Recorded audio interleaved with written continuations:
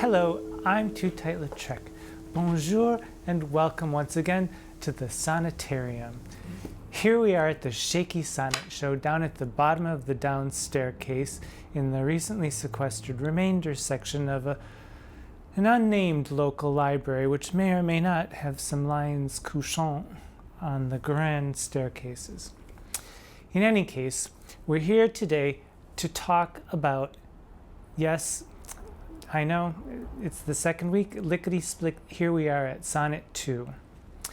So Sonnet 2 is, basically it's one of those sonnets where I'm sure you've been to a party before and you get all dressed up in your best jewelry with Grandmama Lautrec's brooch on and your finest jewels to hobnob with the glitterati, and you're there in your finest walking along, and there are some very presentable people there. There's this man or that woman, and they look maybe not as good as you do, but they do their best. You gather with these people and a crowd forms, and suddenly one of these very presentable people begins to speak. And you just think, well, it is a party and I have to be sociable. So you smile and you nod and you laugh occasionally. And sometimes you smile just to keep from yawning because they're really not as interesting as you might have hoped, as their presentability would have led you to believe. They have a pithy thing here to say or a slightly witty thing there. But in the end, if they give you their number, and perhaps their number is 2, it's not a number you're going to put on speed dial. That's sort of like sonnet number 2. It's got some good things. It's got some good things. It's got a lovely personality. But before we look at it, let's talk for a second about editions and editors. Now I'm going to put up on the screen for you the edition that I told you about from the Signet Classic Shakespeare series of the sonnets, which is not the revised one, and I'll put that up next to the revised one. And you'll see that for Sonnet 2 on line, let's count all the way down to line 11, and you'll see shall some my count, and may my old excuse. And then you look in the revised edition, and you see make my old excuse. Now, as I said before, in Sonnet 1, there was also a problem with decrease versus decease. And part of that, you may wonder, well, why would anyone monkey around with Shakespeare's words? I'll tell you why. One of the good things I had, I was sort of flippant about Helen Vendler's tome, but one of the very best things about it is that she prints a copy of the 1609 quarto version as the sonnet itself with no editorial anything. And another place that does that is Stephen Booth's Shakespeare Sonnets. And if you look at it, we'll put one of those up on the screen as well. And you can see when you look at Sonnet 2. By the way, Stephen Booth has, on every single page that he has a sonnet, he'll have the 1609 version. Sorry, that's this one. 1609 version. And then across from it, the new version, as he, as an editor, has decided that it should be seen. And if you look at the 1609 version, you can see that the spelling is different. 40 is spelled F-O-R-T-I-E. Winters is capitalized. Shall besiege thy brow. The S's, some of the S's look like F's for some reason that I can't quite figure out, because some of the S's look like S's to me. But if you compare the original 1609 version with the newer editorial versions or edited versions, you'll see that different editors do different things. Some editors use different punctuation marks. Some people use exclamation points where there were no exclamation points before.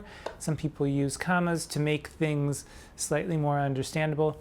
Some people make the capitalized letters lowercase so that there's some uniformity. So that's one thing that you must be aware of before you set about looking at the sonnets, to try to figure out what the heck they're all about. Now, as I said before, the unrevised Signet Shakespeare can sit right there because we'll only use that as a curiosity shop of sorts. And we'll go right into sonnet number 2 using the Signet Classic New Revised Edition, which hews pretty closely to most of the editors like Stephen Booth in the modern translation, if you will. So let's get right into it. And I'll read through it once and then come back to it to make a few points and to consider what the heck's going on and how it might fit into the whole oeuvre of Shakespeare's sonnets. Sonnet 2. When 40 winters shall besiege thy brow and dig deep trenches in thy beauty's field, thy youth's proud livery, so gazed on now, will be a tottered weed of small worth held. Then being asked where all thy beauty lies, where all the treasure of thy lusty days, to say within thine own deep sunken eyes were an all-eating shame and thriftless praise. How much more praise deserved thy beauty's use, if thou couldst answer, this fair child of mine shall sum my count and make my old excuse, proving his beauty by succession thine. This were to be new made when thou art old, and see thy blood warm when thou feelst it cold. What is going on in Sonnet 2? Let's go through it. Okay, let's look just at the first quatrain, the first 4 lines. When 40 winters, according to some people, 40 winters is a very long time. I can't quite agree, but I don't think it's that long, but we'll take Shakespeare's word for it. In fact, in Shakespeare's time, 40 was just a basic number when one wanted to say a lot of something. So 40 winters. Winters, obviously, we're not talking 40 summers, we're talking 40 winters, so we know that there's an aging process to begin with. When 40 winters shall besiege, in other words, attack thy brow, and dig deep trenches in thy beauty's field. So deep trenches such as wrinkles, for instance. Thy youth's proud livery, so gazed on now, livery basically being the outward appearance or the way one looks. It could be a uniform, for instance, in a soldier's get-up. Will be a tottered weed of small worth held. So in some editions, tottered is changed to tattered, but tottered basically means tattered. It's instead of a fine piece of clothing, it's just a worn, torn relic. The first 4 of these lines, if you look, are images of war. So basically, it's an aggressive aging process, and the speaker is saying to the recipient, time's coming to get you. Stand still for no man nor no woman neither. So those are the first 4 lines. The second quatrain, then, after time does its work on your face, then being asked where all thy beauty lies, where all the treasure of thy lusty days. So after all this stuff, if someone were to ask you, what happened to your pretty little face there? You used to be so hot to trot, but what are you going to say to that? To say, in answer to the question, where did all your beauty go, to say within thine own deep sunken eyes. So here you are, an old person with deep sunken eyes, and you're going to say, well, I can see my beauty. I don't know why everybody else can't. But if it's only in your own eyes, then good luck with that. Let me know how it turns out. To say within thine own deep sunken eyes were an all-eating shame and thriftless praise. Now, basically, here we are again with this eating business. Time eats away at the flesh. The idea that you're going to spend your life thinking that you're beautiful is basically a waste of time. So here we get to the volta, or the turn in sense. How much more praise, because the question is being asked, well, what are you going to do, buddy? Time comes along, you're going to say you're beautiful, nobody else is going to think you're beautiful. But listen, how much more praise deserved thy beauty's use? You could put your beauty that you have still right now, you could put it to better use, and then we could praise it. If thou couldst answer, so if you could say, this fair child of mine shall sum my count and make my old excuse. So basically, if you have a child and you can say, I've put my beauty to good use, if you know what I mean. I've fostered a child, here it is, here he or she is, and you can see that my child is as beautiful as I am now. And that would be putting your beauty to good use. But it's interesting, in this edition of the Signet Sonnets, there's a quotation mark around the "this fair child of mine shall sum my count and make my old excuse." There is no set of quotation marks around the 1609 version. So here's the first time where we're seeing the recipient of the poem speaking through the poem, even though it's the narrator who's speaking to the recipient. So it's a very strange moment there. But to say, and I actually, this is where the may in the old unrevised version was. I kind of think that that the may works a little bit better. This fair child of mine shall sum my count. It'll tell me everything that I'm worth. It'll add up all of my good qualities. It'll, this will be my everything that I have that is of worth. And may, I think, works better. May, my old being basically a noun in this sense. It may my oldness, my old age, excuse.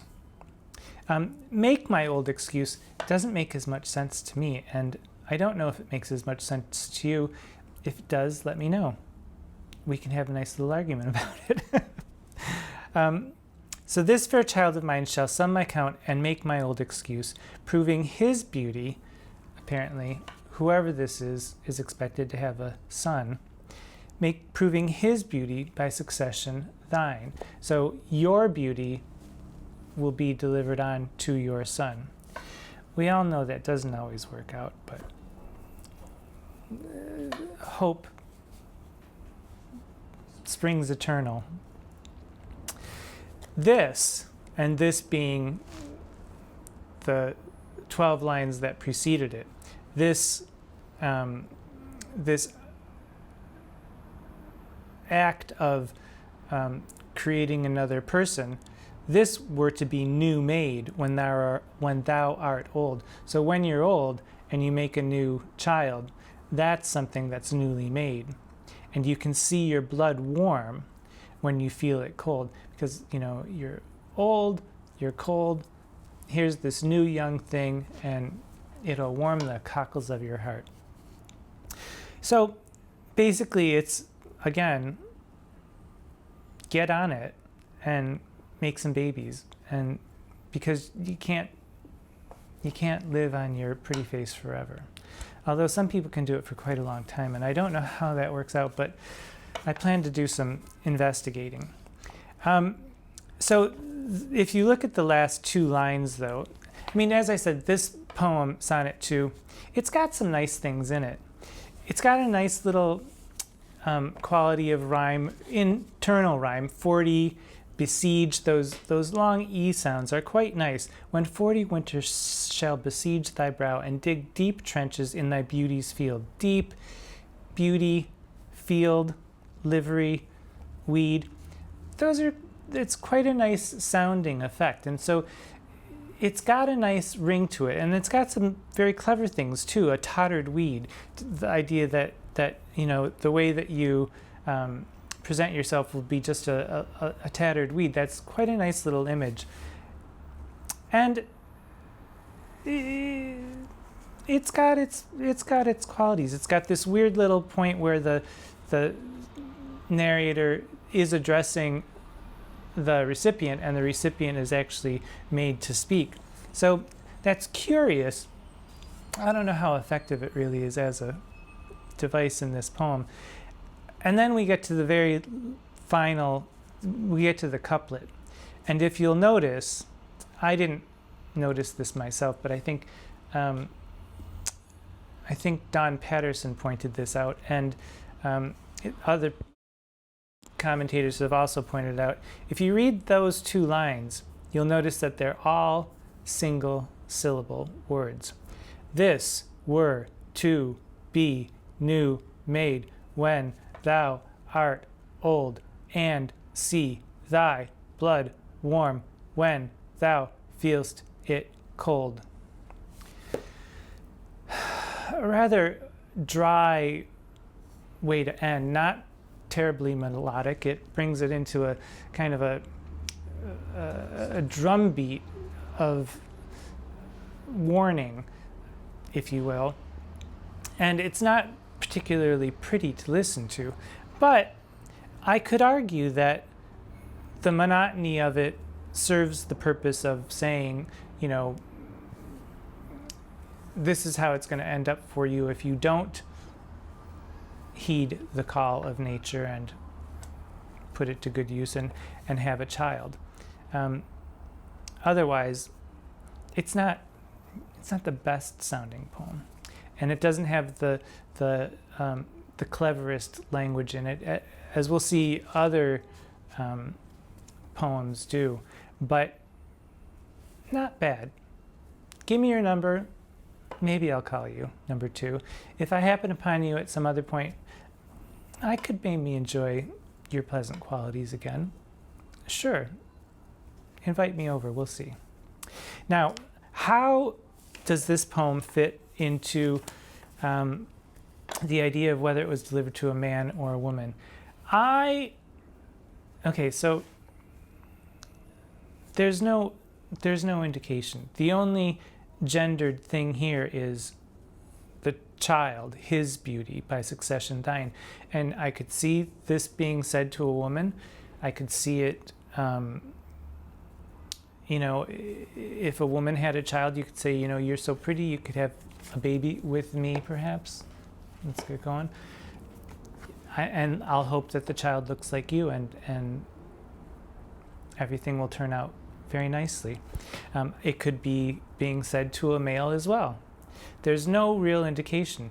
If it is being said to a male, by a male, for instance, as so many people have thought, if it's Shakespeare having been commissioned to write a poem to somebody's son in order to convince him to marry and to procreate, there's no hint of love, there's no hint of homosexuality at all. In fact, it's very clearly heterosexual.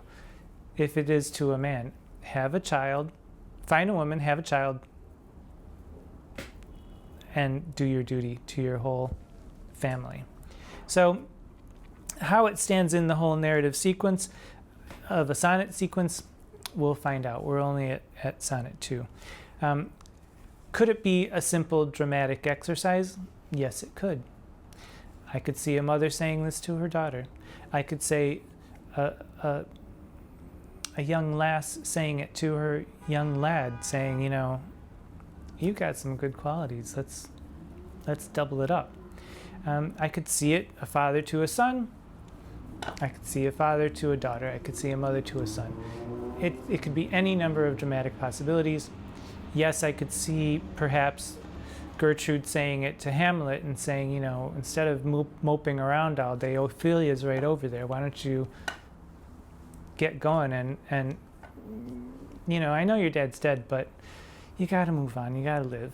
And Ophelia's right there. There are many dramatic possibilities for this. So that's that. Now, that's all I have to say about Sonnet 2. If you enjoyed this poem, this sonnet, let me know. If you didn't, let me know that too.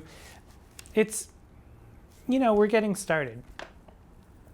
We have a long way to go. Shakespeare and I will be here next time in the Sonetarium, just waiting for you.